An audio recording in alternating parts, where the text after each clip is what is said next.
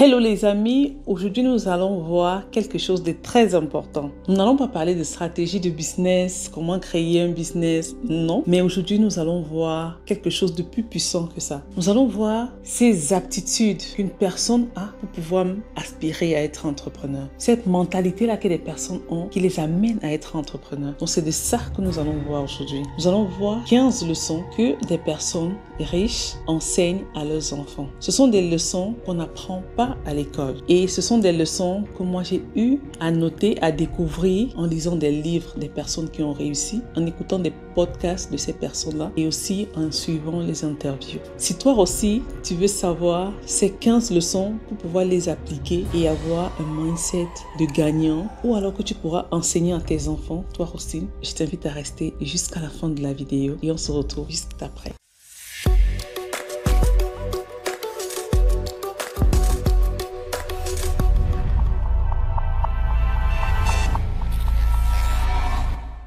Bienvenue à toi sur Elk Business, votre source d'inspiration sur l'entrepreneuriat et la création de richesses. Ici, nous t'amenons à quitter d'un point A à un point B financièrement et intellectuellement. Si tu me découvres sur la chaîne aujourd'hui, moi je suis Rita Elk, maman, épouse et entrepreneur. Aujourd'hui, nous allons voir ces attitudes-là qui t'amènent à pouvoir être un entrepreneur. Ces leçons que ces personnes riches enseignent à leurs enfants et qu'on n'apprend pas à l'école. Avant d'aller dans le vif du sujet, j'aimerais d'abord dire merci à une de nos compatriotes. Si vous aimez mon vêtement chaud, parce qu'actuellement nous sommes en période hivernale, il fait très froid. Donc non seulement il est stylé et en plus il te protège du froid. C'est la marque Bio qui coûte très moins cher. Vous pouvez aller sur le site internet www.bioclothingbrand.com et vous allez voir des prix extraordinaires là-bas. Il y en a assez de modèles. Bon, ça c'était pour la petite pub. La première leçon que des personnes riches enseignent à leurs enfants, c'est de savoir comment l'argent fonctionne. Vous savez, il ne suffit pas seulement d'aller à l'école, d'avoir des bonnes notes, d'avoir un bon boulot et c'est la vie est belle et jusqu'à la fin. Non, parce que voyez-vous, il y a des personnes qui ont des bonnes notes, un bon boulot et il suffit juste qu'ils perdent cet emploi-là et ils se reviennent encore à zéro. Donc ces personnes-là apprennent aux enfants de ne pas seulement se contenter du bon salaire qu'ils ont quand ils trouvent un meilleur emploi parce qu'ils étaient bien à l'école et tout. Non, parce que du jour au lendemain, on peut perdre cela. Prenons par exemple l'exemple des footballeurs. Certains footballeurs dans mon pays, des fois en fin de carrière, ils font les SOS. Des fois ils sont malades, ils font SOS. Des fois ils sont vraiment démunis, ils font SOS au gouvernement. SOS et on retrouve ça dans les réseaux sociaux pour pouvoir les aider. Pourquoi? Parce qu'ils n'ont pas pu gérer leur argent quand ils avaient un salaire, un bon salaire. Vous avez vu quand les périodes de bonheur, ils avaient un bon salaire, ils touchaient bien, mais ils ont tout dilapidé. Ils n'ont pas pensé à investir. Ils n'ont pas pensé à lancer quelque chose sur pied qui pourra fructifier cet argent-là. Mais ils se sont dit, bon, comme c'est la vie, aujourd'hui j'ai l'argent, je mange. Peut-être ça ne finira jamais, mais sans savoir que l'argent, c'est comme quelqu'un disait que l'argent c'est un touchement. L'argent que tu as aujourd'hui, si tu ne le traites pas bien, il va quitter dans ta main. Il va s'en aller et tu vas te retrouver encore dans un point de départ dont tu ne pouvais imaginer. Donc ces personnes enseignent à leurs enfants comment gérer l'argent.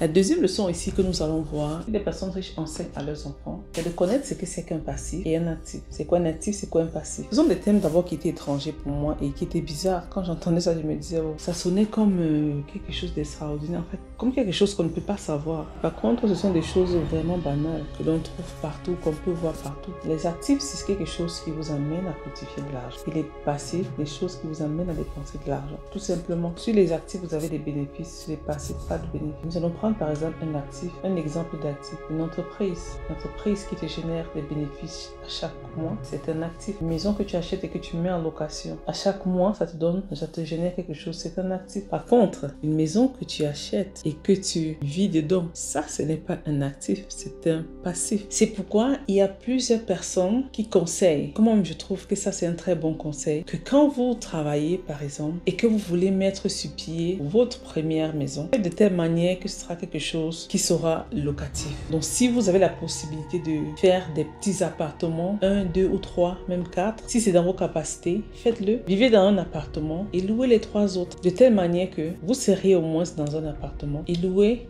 le second ou les autres. Ça va vous permettre d'avoir un cash. Pour ne pas construire, nous, généralement en Afrique, on a ce grand problème-là. Vous allez voir quelqu'un qui va travailler, il va économiser de l'argent et parce qu'il veut construire sa maison, sa première maison, il va aller construire un duplex avec peut-être 4 chambres, 5 chambres, des douches par-ci par-là. En fait, très belle maison où il va habiter. Et pourtant, avec cette même argent, il pouvait mettre même 4 petits appartements dans lesquels il peut rester dans un et mettre les 3 autres en location. Et plus tard, il peut construire sa maison principale tranquillement, mais sachant qu'il a déjà quelque chose qui lui génère de l'argent. Donc généralement, c'est ça qui nous manque, nous, les gens de notre communauté. Nous aimons toujours faire le matu vu, mais des choses grandioses. Et après, des fois, on ne vit même pas dedans. Des fois, on voit des personnes même qui sont en étranger et elles vont préférer construire en Afrique des duplex. Pourtant, elles ne vivent même pas. Elles ne sont pas là pour vivre. Alors qu'avec cet même argent, elles pouvaient construire des appartements, les mettre en location. Elles auront un revenu, tout simplement. Donc, c'est ça, apprendre ce que c'est que l'actif et le passif. Et aussi, nous avons un exemple de passif, par exemple. Il y a aussi ces personnes-là qui achètent peut-être des voitures ou alors qui font faire des crédits. Ils partent faire des prêts pour acheter les voitures. C'est un passif. Pourquoi? Parce que ça ne génère pas d'argent. Tu vas aller faire le crédit pour aller utiliser une voiture où tout le temps, il y aura des frais de réparation, des frais de carburant, l'entretien de la voiture. Ce sont des frais qui sortent de ta poche. Rien n'entre. Ça, c'est un passif. Il y a des personnes qui doivent aussi aller faire des prêts pour aller faire des cérémonies, des mariages, aller en vacances. Ça, ce sont des passifs parce que ça ne génère rien. Avec cet argent-là, vous pouvez prendre et faire quelque chose qui pourra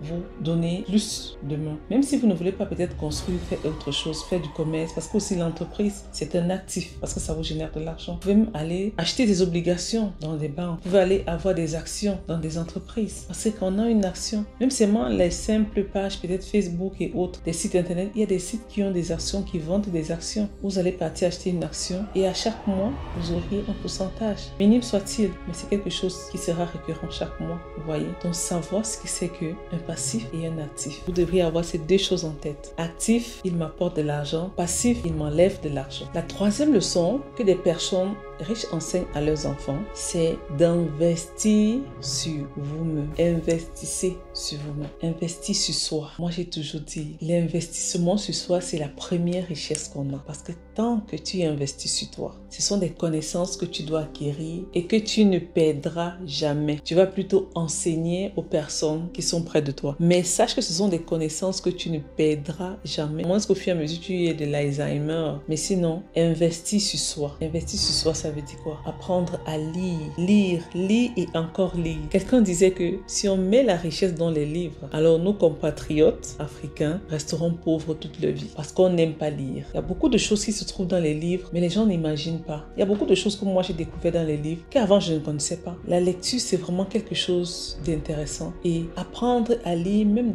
aux enfants dès le bas âge. Avoir des livres, que ce soit les livres de contes, les livres de découvertes, les livres scientifiques. Apprenez aux enfants à lire. Peu importe le livre, mais qu'ils lisent. La lecture, c'est vraiment quelque chose d'extraordinaire. Et les personnes adultes, il faut lire des livres, des personnes qui ont réussi pour connaître leur expérience. Parce que c'est en lisant le livre qu'on va comprendre le parcours, on va connaître leur expérience, on va comprendre un peu ce que c'est que la vie entrepreneuriale, bien sûr. Si vous lisez les livres entrepreneuriales, que ce soit les livres de développement personnel, des livres de cuisine, en fait, peu importe ta passion, lis des livres. Si tu aimes cuisiner, lis des livres de cuisine et aussi lis les livres de développement personnel. Parce que le livre de développement personnel, ce sont des choses qui passent partout. La lecture, c'est vraiment quelque chose d'extraordinaire. Ça permet de développer son cerveau. Ça permet de nous amener à une autre dimension, en fait. Non seulement il faut lire, il faut aussi apprendre à aller dans les conférences, dans des séminaires, s'inscrire dans les séminaires. Parce que c'est aussi là qu'on va comprendre les histoires des personnes qui ont réussi. Donc, c'est pour ça que cette leçon, vraiment, c'est une leçon que moi j'aime bien. Investir sur soi. La leçon suivante, qui est la quatrième, ici, ces personnes enseignent à leurs enfants d'avoir un mentor. Peu importe dans le domaine qu'on veut se lancer, cherchez toujours un mentor. Et le mentor, c'est celui-là qui a réussi dans ce que tu veux faire. C'est pas un mentor au hasard. Donc, si tu veux être le plus grand cuisinier du monde ou bien de ta ville, il faut chercher à avoir un grand chef de ta ville ou de ton pays ou même à l'international. Si tu veux être le plus grand informaticien, il faut chercher à avoir un mentor informaticien dont on a vu ses preuves. Si tu veux être un grand entrepreneur, que ce soit dans le business et autres, il faut chercher des personnes qui ont réussi dans le business. Si tu veux être un grand dans le développement personnel, il faut chercher des personnes qui ont réussi dans le développement personnel. Toujours avoir un mentor, parce que les mentors, ils sont comme des guides. Ce sont des personnes qui vont nous montrer le chemin, nous amener à atteindre ce qu'on aspire à atteindre. Et surtout,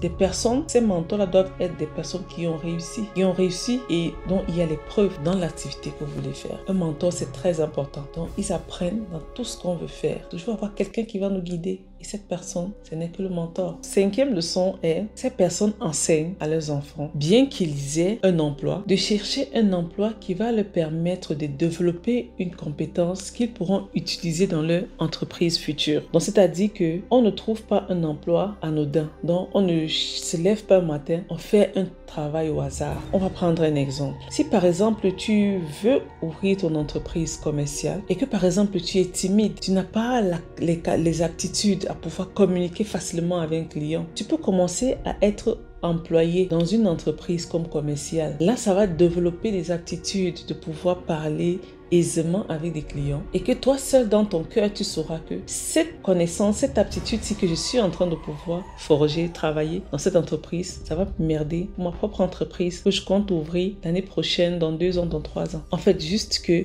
avant de trouver un travail, trouvez le travail stratégiquement. Sachez que le travail que vous allez faire, ça va vous aider dans votre entreprise future. Donc c'est pour ça que cette leçon vraiment, c'est une leçon stratège. De ne pas trouver un emploi au hasard, mais que cet emploi soit stratégique pour pouvoir vous aider dans votre future entreprise. La 6e leçon ici, les amis, c'est que ces personnes apprennent à leurs enfants à prendre des risques. Donc ils apprennent que vous allez prendre des risques. Parce que quand on se lance en affaires, il y a des choses qu'on doit risquer. Et si vous ne voulez pas prendre du risque, vous n'allez pas aller loin. Donc, apprendre à prendre des risques. Vous allez voir par exemple, toutes ces personnes qui ont une action en bourse et autres. Vous savez que la bourse, si ça monte, ça descend, ça monte, ça descend. Donc aujourd'hui, le prix est haut, demain il est bas, ainsi de suite. Quand vous mettez vos actions en bourse, ça c'est quelque chose comme on dit, prendre du risque. Parce que du jour au lendemain, ce que vous avez misé, vous l'avez perdu totalement. Bon, pas totalement, mais des fois vous le perdez 80%, 90%. Mais comme aussi, vous pouvez gagner à 100%, vous pouvez avoir le double. Vous pouvez avoir plus de 80%, plus de 50%, le 100%. J'ai pris cet exemple d'action en bourse, c'est parce que ça c'est vraiment le risque pour moi. Si vous n'apprenez pas à prendre du risque dans vos actions, même dans la vie, il faut prendre du risque. Quelqu'un disait même encore que pour vivre même c'est un risque parce qu'il y a des choses où on aura du challenge et on sera confronté à choisir. Ça aussi c'est prendre du risque. Donc dans les affaires, il y a le risque. Ça peut aller, ça peut ne pas aller. Se lancer, ce qui arrive, on a la capacité de gérer. Si ça arrive, c'est positif, on a gagné. Ce qui arrive est négatif, on se forge quoi. On se forge et on avance. Parce que les risques, un entrepreneur doit apprendre à prendre des risques. La 7e leçon ici, les amis, c'est d'apprendre à être persévérant et patient. Ah ouais, apprendre à être persévérant et patient. Parce qu'un entrepreneur, si tu veux te lancer aux affaires et que tu n'es pas patient, tu n'iras pas loin. L'argent ne se gagne pas du jour au lendemain. C'est quelque chose qu'il faut travailler. Il faut travailler dur, il faut travailler et attendre les fruits après plusieurs années. C'est pourquoi il faut être patient et persévérant. Patient parce que ça va prendre du temps. Persévérant parce que vous allez rencontrer des difficultés, des échecs, mais la persévérance va vous amener à pouvoir atteindre votre but. Donc sans ça, vous ne pourrez aller nulle part. C'est pourquoi il faudrait se forger de patience et de persévérance si vous voulez être un entrepreneur, si vous voulez atteindre la richesse financière ou la liberté financière. La 8e leçon ici est de ne pas travailler pour l'argent, mais de faire l'argent travailler pour vous. Ça, c'est une leçon que je les ai apprises dans Père riche, Père pauvre. Vraiment, ce livre, c'est une mine d'or. Moi, je conseille tout entrepreneur, toute personne qui aspire, qui désire être entrepreneur, commencez par ce livre avant de tomber dans tous les autres livres. Il y en a des milliers, mais commencez par celui-là. Ça forge et ça vous fait comprendre beaucoup de choses. Donc, la 8e leçon est de ne pas travailler pour l'argent, mais de faire l'argent travailler pour vous. Est-ce que vous comprenez un peu ce que ça veut dire? Donc, de ne pas travailler pour l'argent. Comment est-ce qu'on fait pour que l'argent travaille pour nous? Faire l'argent travailler pour vous, cela s'explique. Vous prenez votre argent, vous pouvez vous acheter des actions, des obligations et cela va vous fructifier de l'argent au plus. C'est ça, faire de l'argent travailler pour vous. Ça veut dire que vous prenez votre argent, vous investissez quelque part où ça va vous générer de l'argent au fil du temps. Donc ça revient un peu ici encore à ce qu'on a appelé les actifs. Vous voyez un peu. Donc tout tourne autour de investissement, entreprise, investissement, entreprise. Parce que ce sont des choses qui génèrent de l'argent. Donc c'est ça qu'on appelle faites de l'argent travailler pour vous. Vous voyez par exemple, vous voyez l'application Twitter. Twitter a été racheté par Elon Musk. Est-ce que vous savez combien, est-ce que vous pouvez un peu imaginer à combien Elon Musk a pu acheter Twitter pour le transformer en X? C'est aux environs de 11 milliards de dollars. Je vous dis 11 milliards de dollars, l'argent qu'Elon Musk a déboursé pour pouvoir racheter Twitter et le transformer en X. Donc vous voyez, c'est quelqu'un qui a fait son application de réseau social, de médias et tout. Il a fait son application comme ça. Et des gens sont venus dessus. Pareil, plusieurs. Et après, vous imaginez à combien de milliards il vend de son application. C'est la même chose un peu avec YouTube. Vous imaginez un peu si le propriétaire de YouTube veut revendre cette application. Vous pouvez imaginer à combien de milliards même de dollars il pourra vendre cette application-là. Mais au début, ça n'avait pas cette même valeur. C'est au fur et à mesure que l'application a pris de la valeur, au fur et à mesure. Pareil pour l'immobilier. Quand vous achetez un terrain ou une maison aujourd'hui, vous mettez en location. Après 5 ans, 10 ans, quand vous venez réévaluer cette maison sur ce même terrain, ce n'est plus le même prix qu'il y avait 5 ans ou qu'il y avait 10 ans. Donc c'est ça les actifs en fait. Des choses qui vont vous générer de l'argent, qui doivent produire de l'argent. Moi, j'aime dire que les simples chaînes YouTube sur lesquelles on communique tous les jours, ça, ce sont des actifs. Vous imaginez, quand vous êtes déjà monétisé, bien sûr. Si vous n'êtes pas encore monétisé, c'est un actif, peu importe le centime qu'il te donne. Moi, je le prends comme un actif. Parce que vous imaginez, vous faites vos vidéos, vous posez sur la plateforme. Quand vous êtes déjà monétisé et après vous vous abandonnez, au fur et à mesure, chaque mois, vous avez un revenu. Ça, c'est un actif. Vous investissez votre temps, vous investissez tout le matériel que vous avez pour faire votre vidéo et tout. Vous mettez en place. Et après, peu importe, que ce soit centime, peu qu'il soit, c'est un revenu qui vous génère chaque mois. Et moi, je l'appelle un actif. Des fois, il y a des personnes qui enregistrent, ils s'en vont. Après 2 ans, après 3 ans, ils n'ont plus mis aucune vidéo sur leur chaîne qui était déjà monétisée, mais qui reviennent plus tard. Il suffit qu'il y ait des vues sur ces chaînes, sur ces vidéos. Il aura le dollar ou bien l'euro, peu importe la quantité, la somme en fait. Peu importe la somme, ça génère quelque chose. Et moi, je l'appelle un actif. Ne simplifiez pas la chaîne YouTube. Si vous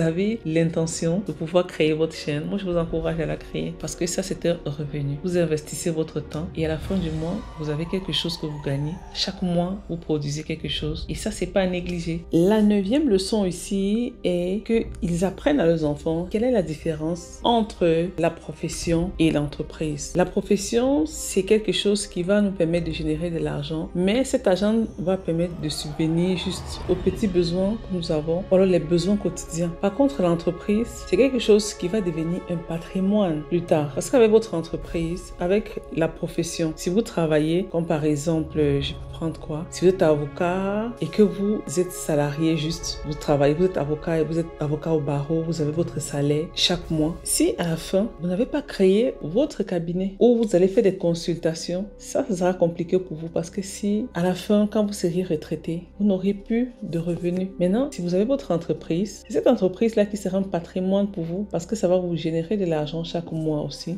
La même chose avec quelqu'un qui est salarié tout simplement. Tu peux être comptable dans une entreprise. Bon, les comptables, ils peuvent aussi avoir le cabinet comptable à côté. Tu peux aussi être juste un simple salarié dans une entreprise. Et le jour que ton travail finit, ou bien ton salaire, ça te permet de gérer le quotidien de la maison, ton loyer et peut-être tes vacances. Si tu peux encore épargner plus, peut-être ça peut te permettre de, je sais pas, de construire ta maison où tu pourras loger, comme en Afrique on le fait. Par contre, si tu as économisé avec ton travail, et que tu puisses ouvrir une entreprise, cette entreprise-là, ça va t'aider jusqu'à ce que l'entreprise ferme. Donc, ça va t'aider. Et c'est une entreprise qui est bien solide. Tes enfants pourront travailler dans cette entreprise. Tes petits-enfants aussi pourront travailler dans l'entreprise. Donc, c'est pourquoi ils montrent, c'est pourquoi ces personnes riches-là montrent aux enfants la différence entre profession et entreprise. Et surtout, de prendre l'argent de la profession pour pouvoir investir son entreprise. Donc, avec l'argent de ton salariat que tu peux investir dans ton entreprise et de ne laisser le salariat que lorsque ton entreprise aura une croissance durable. Donc, c'est pour dire que avec cette leçon-là, si vous avez opté pour être salarié, c'est une très bonne chose. Mais juste que économisez et créez votre entreprise. Et ne laissez votre entreprise que lorsque vous constaterez que votre entreprise a une croissance durable. Donc, et en ce moment, vous pouvez laisser votre boulot, votre job comme employé. Sinon, vous avez votre boulot, employé, vous avez votre entreprise et vous continuez. La 10e leçon ici, c'est de connaître comment les impôts fonctionnent. Ces personnes riches expliquent expliquent à leurs enfants comment fonctionnent les impôts. Voilà comment fonctionnent les impôts entre un salarié et un entrepreneur. Un salarié, quand il reçoit son salaire à la fin du mois, il va d'abord payer les impôts sur son revenu. Et maintenant, le reste, c'est avec ce reste qu'il va pouvoir utiliser, faire ses charges et ses besoins. Par contre, un entrepreneur, à la fin du mois, quand il veut payer ses impôts, il a sa recette. Dans sa recette, il va retirer toutes les charges. Quand il retire toutes les charges, donc ça veut dire que c'est lui qui définit ses impôts. Maintenant, il retire toutes ses charges et le reste, le bénéfice, il paie dans les impôts sur le bénéfice. Donc, on peut dire que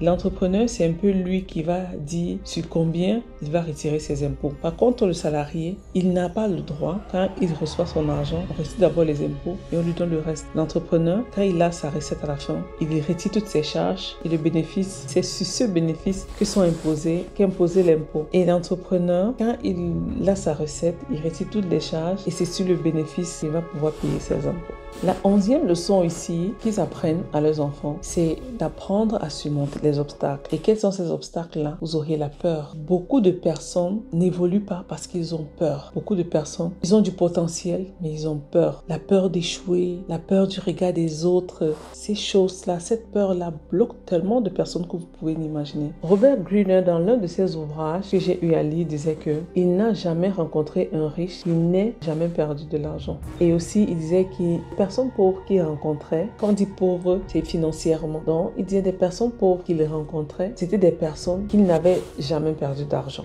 Donc, les riches qu'il rencontrait avaient déjà perdu de l'argent et les personnes pauvres qu'il rencontrait n'avaient jamais perdu de l'argent. Vous voyez un peu? Parce que cette personne pauvre-là, elles avaient peur de prendre les risques. Elles ont peur de prendre les risques. Je reste dans ma zone de confort et je ne vais pas essayer et je reste avec mon argent et ça va. Je ne vais pas prendre de grands risques d'aller investir. Non, j'ai mon petit salaire, je garde ça. Je ne vais pas prendre le risque d'aller faire telle ou telle chose avec mon argent. Non, je garde ça. C'est un peu ça. Par contre, les personnes riches qui perdaient de l'argent toujours, c'était des personnes qui osaient et prenaient des risques. Je mise mon argent pour investir tel truc. Mais ça peut ne pas marcher. Là, elles perdent. Mais ils ne baissent pas les bras. Elles disent encore, je mise mon argent pour faire telle chose. Ça ne marche pas encore. Elles perdent de l'argent. Elles ne baissent pas les bras. Ainsi de suite, elles avancent. Donc, c'est quelque chose quand j'ai vu, ça m'a vraiment marqué. Donc, osons, n'ayons pas peur. N'ayons pas peur et prenons des risques. Ça, c'est l'un des obstacles. Il y a aussi cet obstacle-là qui était le doute et l'incertitude. Il y a beaucoup de personnes qui doutent. Et puisqu'elles ne connaissent pas, elles ne savent pas, est-ce que tu joues dans l'incertitude et puis ça vous bloque. Il y a aussi cet obstacle-là. Il y a aussi un autre obstacle que ces personnes riches apprennent à leurs enfants de ne pas avoir, c'est l'arrogance. Vous savez, il y a des personnes, elles ont un peu d'argent financièrement, elles sont tellement arrogantes sans savoir que aujourd'hui elles peuvent être là, demain elles sont plus bas. L'arrogance, les amis, que cela ne soit pas votre partage. Si vous êtes financièrement prêt, ne soyez pas arrogance. L'arrogance, c'est quelque chose qui détruit beaucoup de personnes et que vous ne pouvez imaginer. L'arrogance, c'est un obstacle. La 12e leçon ici, c'est quelque chose que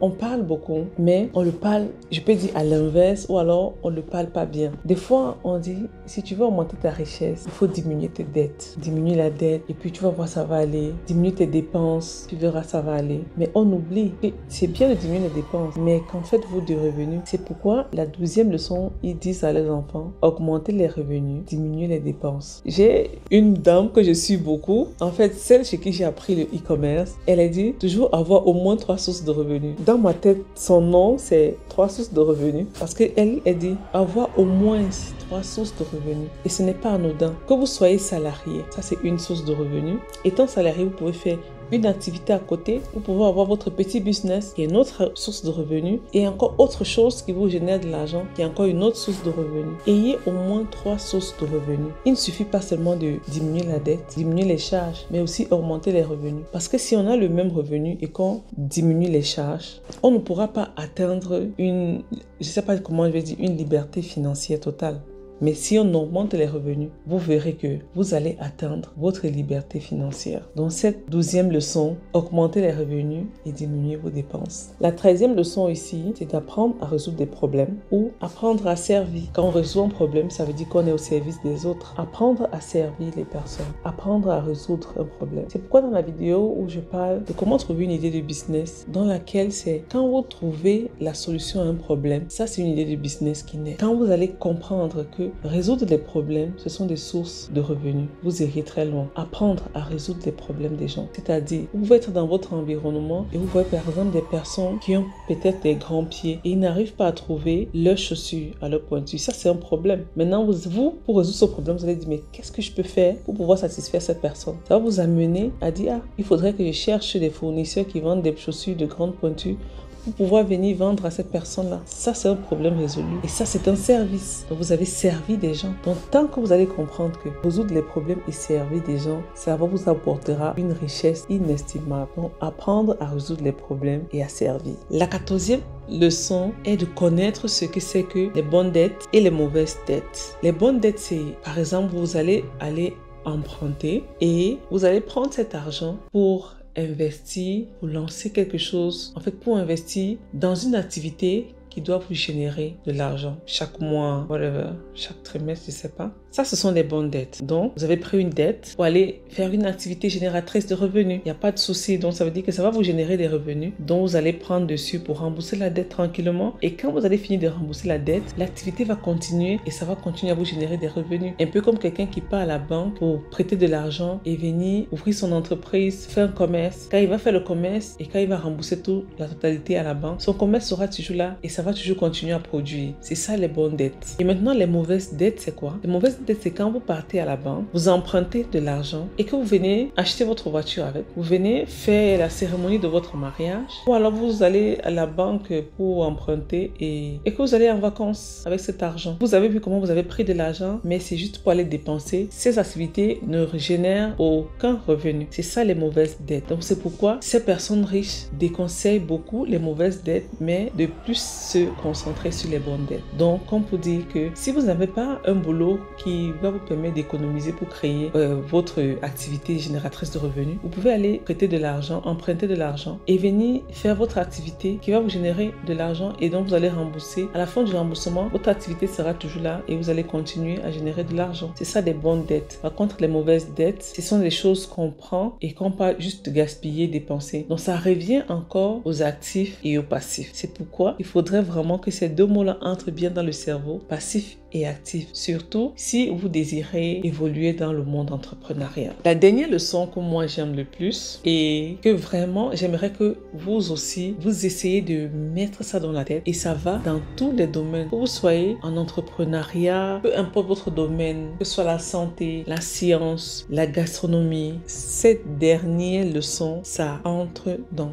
tous les domaines, je veux dire, c'est quelque chose de la vie. Donc, c'est une leçon de vie et qu'il faudrait que chacun de nous apprenne à pouvoir comprendre ça et à mettre ça dans son esprit. La dernière leçon, c'est le pouvoir de la pensée positive. La pensée positive, ce que tu mets dans ton esprit, c'est ça qui se réalise. Ce que tu penses tout le temps, ce que tu penses tout le temps, c'est ça qui se réalise dans ta vie. C'est ça que tu finis par mettre en action. C'est pourquoi on dit, il faut trier ce qu'on pense, trier l'environnement où on va, parce que aussi l'environnement peut jouer sur notre pensée. C'est pourquoi commencer même à trier son environnement, commencer à trier les lieux où on va, commencer même à trier les amis, les personnes avec qui on marche, cet entourage soit positif, pour que votre pensée soit positive. Parce que quand vous avez des pensées positives, vous avez des actions qui seront positives, vous avez des habitudes qui doivent naître qui seront positives, et ça va créer comme un style de vie de positivité. La pensée positive, c'est quelque chose de vraiment fort, c'est quelque chose de très, ce que tu penses, c'est ça que tu deviens. Ce que tu penses, c'est ça que tu deviens. Parce que ça commence par les petites pensées. Quand vous pensez positivement, vous allez voir que vous allez les mettre en action. Et quand vous allez les mettre en action, vous allez constater à voir que ça devient une habitude pour vous. Et pour finir, c'est votre mode de vie, c'est votre style de vie. Et ça va vous amener vers une destinée positive. Si tu penses des choses négatives, tu mettras en action des choses négatives. C'est pour ça qu'on dit, réfléchissez. En fait, ce qui est dans votre tête, triez. Parce que c'est ça que vous allez le mettre en action. Qu'il soit positif ou négatif, c'est ça que vous allez mettre en action. Donc, travaillez votre pensée pour pouvoir être toujours, avoir un esprit de gagnant, un esprit positif, un esprit d'optimiste. Les restes, mettez-les à côté. Pareil pour des personnes qui sont autour de vous. Faites le tri. Faites le tri des personnes avec qui vous allez marcher.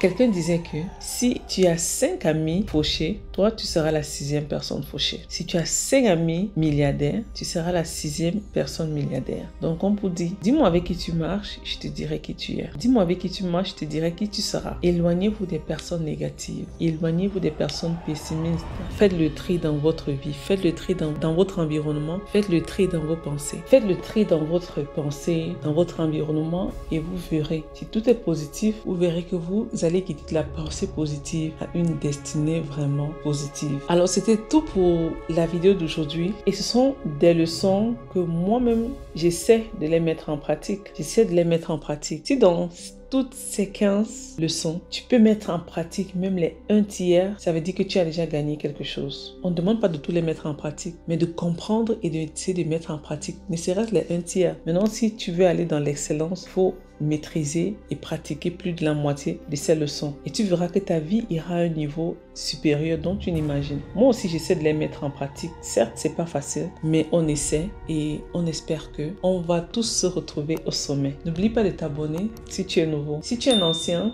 tu peux liker, commenter et partager. Et on se retrouve à la prochaine vidéo.